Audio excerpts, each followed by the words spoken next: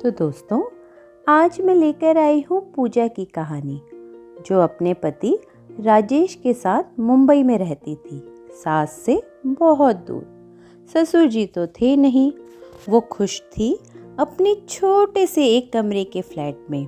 लेकिन एक दिन ऐसा हुआ कि उसके पैरों तले जमीन खिसक गई और फिर वो कभी अपने पति से ना उलझी। तो जानते हैं आगे की कहानी में ऐसा क्या हुआ उस दिन पूजा के साथ। तो शुरू करते हैं आज की कहानी। पूजा यूपी के एक छोटे से गांव में अपनी मम्मी, बड़ा भाई और भाभी के साथ रहती थी। वो जब बहुत छोटी थी तो उसके पिताजी चल बसे। फिर बड़े भाई ने पिता की तरह उसका और माँ का ख्याल रखा। अब पूजा की शादी होने वाली थी और वो बहुत खुश थी कि वो गांव से दूर मुंबई में अपने पति के साथ अकेली रहेगी, सास के बिना। उसे ज़्यादा काम तो आता नहीं था, तो पति पत्नी में किसी न किसी बात पे लड़ाई हो ही जाती थी। आज सुबह से ही राजेश का मूड कुछ ठीक नहीं था। कोई तार आया था, उसको पढ़कर वह बहुत बेचैन हो गया। फटाफट बिना कुछ खाना खाए घर से निकल गया। शाम को घर आया तो पूजा ने देखा कि साथ में एक पेटी भी थी। अरे, कहाँ गए थे तुम सुबह से, अब घर आ रहे हो? राजेश बोला, अरे सुबह तार आया था कि भाभी और माँ की लड़ाई हो गई थी और मामला इतना बढ़ गया कि भैया ने मम्मी को 1-2 दिन में घर खाली करने को बोल दिया और वो परेशान सी घूम रही थी। तो मैं घर जाकर मम्मी को अपने साथ ले आया।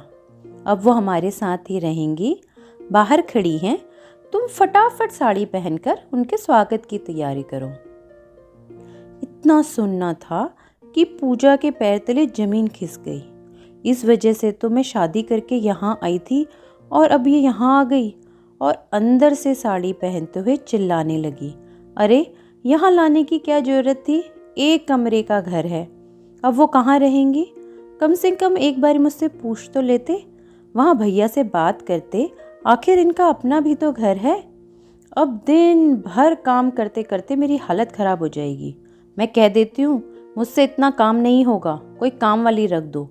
वो इतने ज़ोर से अपनी सास को सुनाने के लिए बोल रही थी।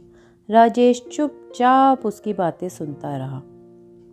पूजा तैयार होकर बाहर आई तो उसने मैले कुचैले धोती में उन्हें खड़ा देखा और जैसे ही पैर छूकर ऊपर देखा तो मानो काटो तो खून नहीं, सामने उसकी अपनी माँ खड़ी थी।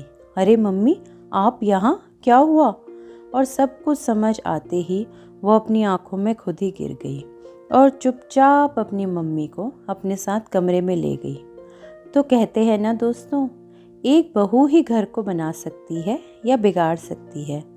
जिसके ससुराल से किसी मेहमान के आते ही तबीयत खराब हो जाए और अपने मायके से आए किसी भी आदमी को देखकर ठीक हो जाती है, तो मेरी प्यारी बहुओं, प्यार बांटने से ही मिलता है, वरना तो तुम खुद ही समझदार हो। आज की कहानी बस इतनी सी।